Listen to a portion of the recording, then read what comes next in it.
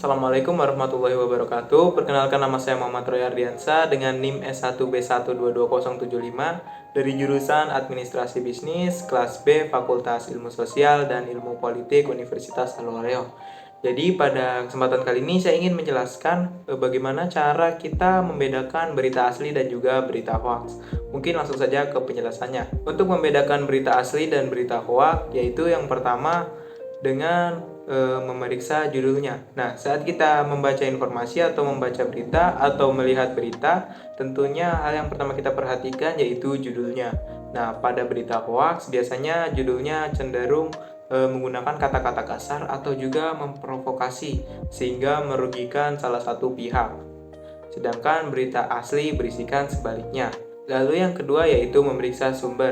Nah, untuk meyakinkan berita itu asli dan hoax, yaitu bisa dilihat dari penerbitnya atau dari sumbernya itu sendiri. Biasanya berita asli berisikan sumber-sumber terpercaya, yaitu misalnya organisasi-organisasi berita yang sudah terkenal dan juga lembaga pemerintah.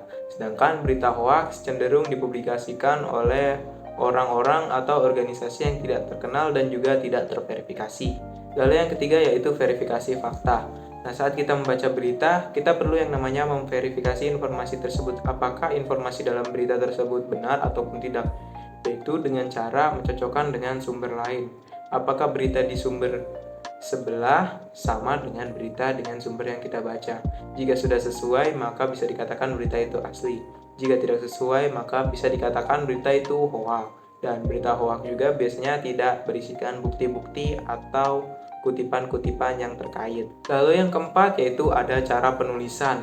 Nah, pada berita asli biasanya ditulis dengan bahasa yang jelas atau mudah dibaca, lalu dengan objektif dan juga tidak memprovokasi suatu pihak. Sedangkan berita hoax biasanya cenderung menuliskan dengan bahasa yang tidak jelas atau bisa dikatakan bahasa yang berbelit-belit dan juga cenderung memprovokasi suatu pihak. Lalu yang kelima yaitu memeriksa tanggal dan juga kejadian tersebut. Nah, berita palsu biasanya berisikan informasi-informasi yang sudah lama atau sudah tidak relevan lagi dengan kejadian-kejadian saat ini. Sebelum kita membaca berita, pastikan dulu tanggal publikasinya dan juga relevansi berita mengenai kejadian terkini. Nah, lalu yang keenam atau yang terakhir yaitu memeriksa gambar atau video. Saat kita melihat atau menerima informasi, tentunya terdapat gambar dan juga video. Gambar dan video pada berita hoax biasanya cenderung mengambil dari sumber-sumber lain lalu dimanipulasi sebisa mungkin sehingga mengubah sudut si pembaca. Sedangkan berita asli tidak seperti itu. Nah, mungkin itu saja bagaimana cara membedakan berita asli dan berita hoax. Dan mungkin jika ada kekurangannya mohon dimaafkan. Wabillahi taufiq wal hidayah. Assalamualaikum warahmatullahi wabarakatuh.